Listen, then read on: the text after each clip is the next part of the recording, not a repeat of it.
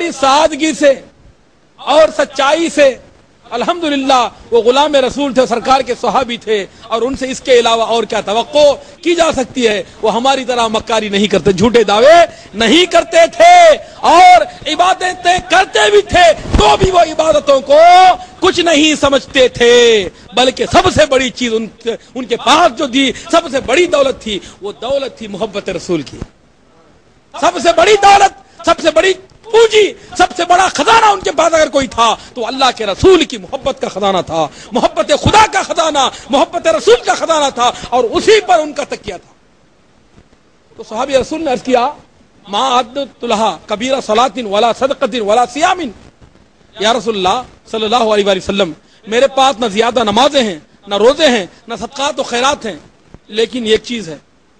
لیکن یہ ایک ایسی چیز ہے جس پر مجھے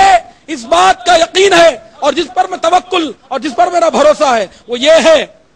کہ میں اللہ اور اس کے رسول سے محبت کرتا ہوں۔ انی احب اللہ و رسولہ، میں اللہ اس کے رسول سے محبت کرتا ہوں، جیسے ہی اللہ کے حبیب احمد مجتبیٰ جناب محمد رسول اللہ صلی اللہ تعالی علیہ وآلہ وسلم نے یہ سنا، آپ نے ارشاد فرمایا، اے قیامت کے بارے میں پوچھنے والے، جا، کل تو قیامت میں ان کے ساتھ ہوگا جن سے تو دنیا میں محبت کرتا ہے، انتا ما من احببتا، تو اس کے ساتھ ہوگا جس سے تو محبت کرتا ہے۔ تو آج جو دنیا میں جس سے محبت کرتا ہے، وہ کل اس کا حشر جو ہے کل انہی کے ساتھ ہوگا۔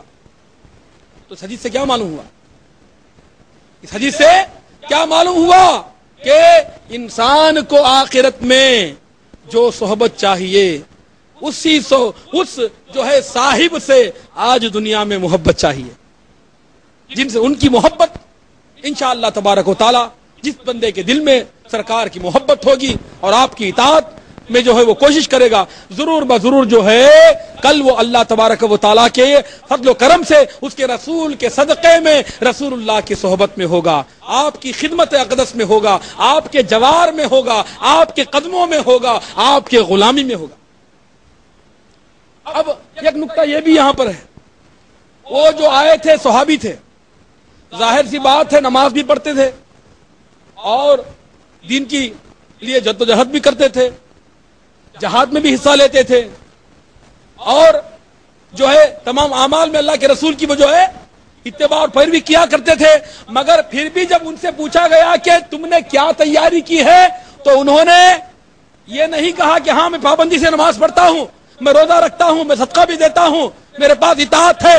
بلکہ انہوں نے ان تمام عبادتوں کو کچھ نہیں سمجھا، اور اگر کسی چیز کو کچھ سمجھا تو محبت رسول کو سمجھا، کہ محبت رسول ہی وہ چیز ہے، بلکہ گویا وہ زبان حال یوں کہہ رہے تھے، نہ طاعت پر نہ تقوی پر نہ زہد و اتقا پر ہے، نہ طاعت پر نہ تقوی پر نہ زہد و اتقا پر ہے، ہمارا ناز جو کچھ ہے محمد مصطفیٰ پر ہے، ہمارا ناز جو کچھ ہے محمد مصطفیٰ پر ہے۔ ان کے پاس عبادتیں بھی تھی، ان کے پاس ریاضتیں بھی تھی، ان کے پاس اطاعتیں بھی تھی، ان کے پاس جہاد بھی تھے، ان کے پاس صدقات و خیرات بھی تھے، ان کے پاس جو ہے صیام بھی تھے، حج و زکات بھی تھے، مگر جو ہے ان کے دل میں سب سے بڑھ کر اگر کسی چیز کی وقعت تھی تو وہ جو ہے محبت رسول کی تھی، اسی کو جو ہے وہ سب سے بڑی نعمت سمجھتے تھے۔ اس لیے جو ہے آج ہم دیکھتے ہیں کہ لوگ اپنی اطاعتوں پر، اپنی عبادتوں پر اترا رہے ہیں، اگڑ رہے ہیں۔ کوئی کہتا ہے کہ میں عبادت گزار ہوں، میں جو ہے عبادت کے بدلے جو ہے مجھ کو جنت مل جائے گی، میری عبادت جو ہے مجھ کو بچا لے گی، میری نماز مجھ کو بچا لے گی، مجھ کو جو ہے میری ریاضت بچا لے گی، مجھ کو میری تلاوت بچا لے گی۔ لیکن جو ہے صحابہ اکرام کا عقیدہ تھا، صحابہ اکرام کا یہ عقیدہ تھا، اور یہ عقیدہ اس حدیث پاک سے ظاہر ہوا کہ اگرچہ اطاعتیں، عبادتیں سب کچھ تھی، مگر جس پہ ناز تھا، جس پہ توکل تھا، جس پر تکیہ تھا، وہ محبت خدا و رسول تھی، وہ محبت خدا و رسول تھی۔ گویا وہ یوں کہہ رہے تھے، جناب شیخ نازا ہیں بہت کچھ زہد و تقوی پر، جناب شیخ نازا ہیں بہت کچھ زہد و تقوی پر، ہمیں تو ہے فقط تیرا سہارا یا رسول اللہ،